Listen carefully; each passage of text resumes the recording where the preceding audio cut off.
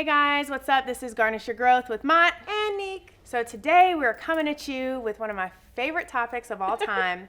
I talk about this often. Drum roll please. Drum roll please. Passion, purpose, profit. Ew. The 3 P's.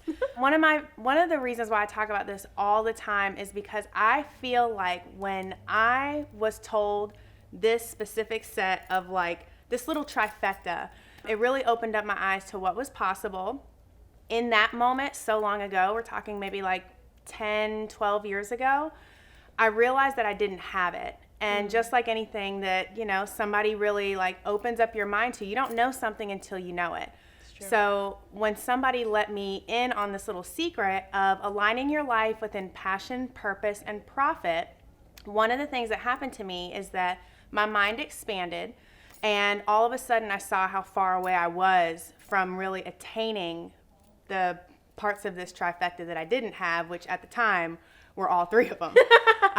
A little bit of background on myself. So we are here inside of my salon, Garnish Extension Studio. This is my baby. I opened it up like 5 years ago. This is my lead stylist, Nico. And one of the things that I really feel strongly about is passion, purpose, and profit inside of the beauty industry, yes, but just creatives in general. Yeah.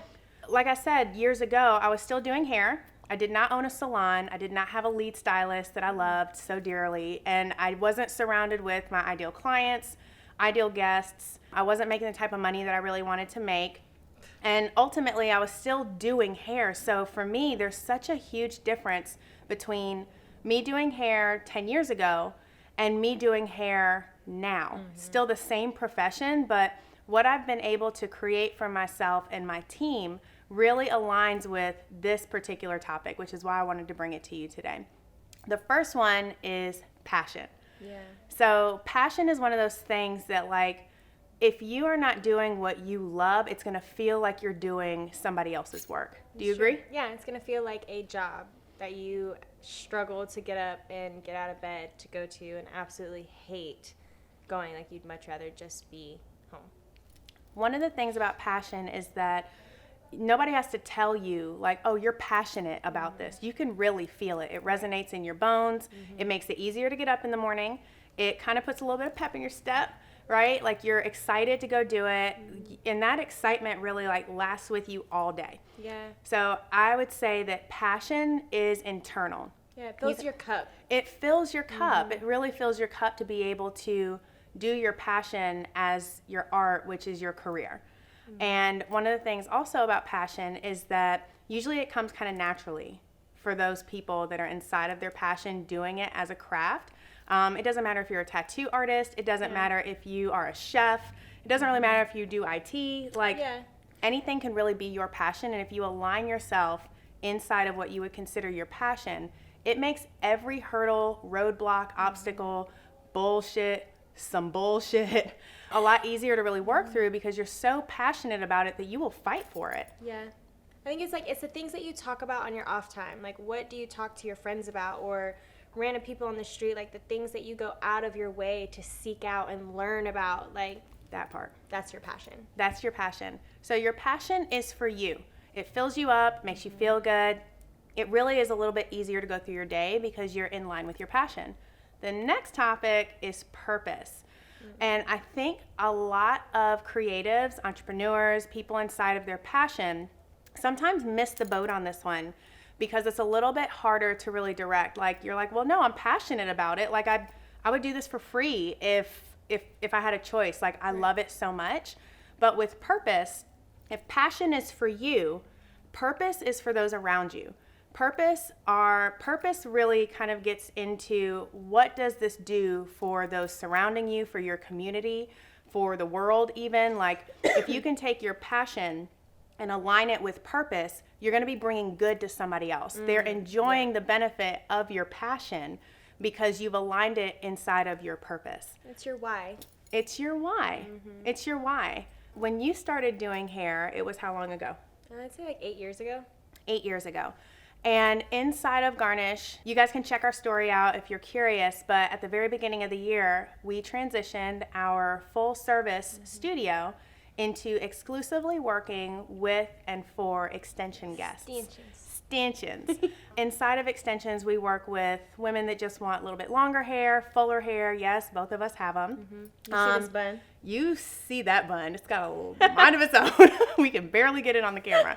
But really, like, we transitioned into that because I was still passionate about what I was doing. Nico was passionate about what she was doing. Yeah. But I felt like it wasn't really aligned inside of my purpose. I got, like, glimpses of it. When somebody comes into Garnish and you, like, for me and for you, we all have sources of contention. There's certain things about our body, our physical, our mindset, whatever, what have you, that make you not really feel good about yourself. And the women that end up finding and seeking out Garnish are really looking for specialists inside of hair loss, inside of self-confidence, looking for somebody or something to just help them feel better or like back to normal. Yeah. When I would have a woman come in several years ago when we first opened, we specialized in extensions, but we also did a whole slew of other things, and we did them really well. So we were really busy, and I can toot the horn because I got to see it. It wasn't just my work. I have incredible people that have worked here inside of Garnish, whether they're here now or they've gone and moved forward. But my salon to date, I feel like, has pumped out some incredible work. Agreed. But at the same time, the amount of purpose-driven appointments that I had walk out the door only seemed to be with the women that were coming in getting extensions. The tears, the vibes, like the energy that comes off of someone when they look in the mirror and they finally see what they felt for all this time, but they can actually truly like visualize it, and you're looking at yourself in the mirror thinking, oh my God, there she is. Yeah. That was my purpose. That was my purpose. So I made a decision back in January or before then to completely transition my entire studio into exclusively working with extensions. And now I can say 2019 was the very beginning of me aligning my passion with my purpose 100% of the time. Yeah. And it shows. Like, it shows in the space. It shows with the energy. It shows in our clientele and the work that we're putting out. Like, not to say that our work before wasn't amazing, because it was, but our work now is driven by this purpose to give a woman something that she's always dreamed of, and really being able to fulfill that for her. Man. It's really cool. It's really cool. And again, we're stacking that on top of our passion.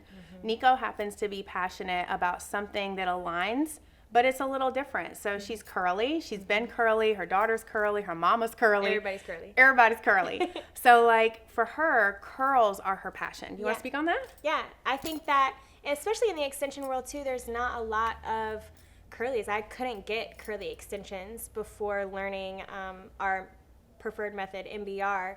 With hand-tied hair, we can have whatever texture we want. So once I caught on to that, I was definitely the one who was like, I don't even want extensions. But then I got some, and I was like, okay, I can't let them go. Yeah, for a whole like year crack. or more. Yeah, we definitely put crack in the extensions. I'll tell you that. We sprinkle a little bit in before you come in. Sorry. But now that I know that I can bless someone with amazing curls and all the volume, and people see me and they're like, there's no way that that's not all your hair. Like, that feels so good. And that's my passion. That's what I love to do. So that's where mine kind of meets, is my purpose is to be able to, like, add curls to all the curly girls. I feel like, too, your purpose might even be a little bit bigger than what you think, because there's a lot of women that are in need of, I can't say in need of extensions, but at the same time in need of something to help them, like, move past a roadblock. And a lot of women lose hair from a multitude of different things, right? There's postpartum, there's, like, weight loss. Yeah. God knows I've been there. And there's so many, like, hormonal things and shifts that happen as we age. But one of the things that could never, ever, ever happen for someone that had curly hair, and I too have curly hair. I blow mine out, I wear it straight, but at the same time, curly hair has a natural fuzz and or frizz to it. So if you are someone like me who has gone through hair loss after I had children, the front of my hairline just completely said, it was gone. Like, out of nowhere. She laughs like an asshole, but like, it really was, it went, that's the sound it made when it was gone. I love it every time you do it. But like, my temples were missing, my hairline was just shot. And for somebody who puts a lot of their self-identity into their hair and what they do with their hair, It's devastating. Yeah. So, 10 years ago, I would not have been able to have the versatility, and it would never have looked like this. You would never be able to tell that my natural hair is not my natural hair with these extensions. Usually extensions only came in like silky straight, maybe a little wave. But that's not really the story that my hair tells when it's wet. As soon as she gets wet, it's humid. Again, we're based in Raleigh, North Carolina. So when it's humid, it's hot, it's humid. Your natural hair will do what your natural hair does, and it starts to shrink up. But your extensions are like super straight and just awkwardly not blending. So who would want to invest hundreds and or thousands of dollars into that, right? Not I. So here I sit inside of my own space with a lead stylist that has curls and beautiful like tendrils coming out. I can blow mine out. It gives you a lot of versatility, but I'm one of those women that if it would not have been for somebody like Nico, who really knows how to line up textures, who really knows how to cut and blend, who really just pours her heart and soul into texture, I would have been that one person that would have come into a studio, been super excited, and then left disappointed because they just didn't have what I needed. Yeah. So then here we are sitting here today, just really basking in how we can offer all of this to everyone. Diversity, equality, and just making sure that everybody has the luxury. Truly. I think that's one of the things that we're super proud of is that anyone who walks in our door, like, we will be able to tell you, like, or give you a really good picture of what you can have and how amazing it can be. Vision. The vision for every texture and every color. And the last thing I think that really ties this together is something that a lot of stylists don't want to talk about is profit. Like, let's just be real and talk about it.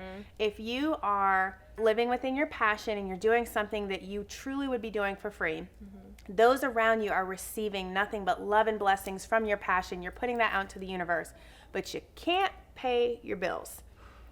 You're stressed. You are overwhelmed. You are wondering how you're going to make ends meet. You are a starving artist. You are no good to anybody when it comes to you being able to pour your heart and soul into your passion and your purpose, because you can't really make those two just align to create an abundant life. You just can't, especially when you start adding real life stresses like kids, bills, medical expenses, all the things that really just happen to a person within their life. If you are not able to make a profit off of your passion and your purpose, no matter how bad it sounds or cliche you want to say that it is, your trifecta is off. yeah. And I know a lot of artists that are amazing at what they do. They've put a lot of time, effort, money, and ability into being able to offer this to their clients, and they're still like passionate about it and it's their purpose, but they're not making enough money to make ends meet. How do you walk into work when you're like that? Moody Judy.